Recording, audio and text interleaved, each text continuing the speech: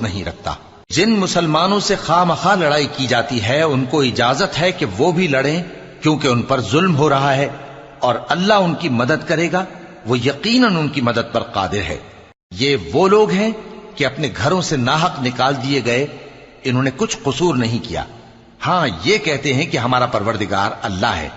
اور اگر اللہ لوگوں کو ایک دوسرے سے نہ ہٹاتا رہتا تو خانقاہیں اور گرجے اور یہودیوں کے عبادت خانے اور مسلمانوں کی مسجدیں جن میں اللہ کا کثرت سے ذکر کیا جاتا ہے گرائی جا چکی ہوتی۔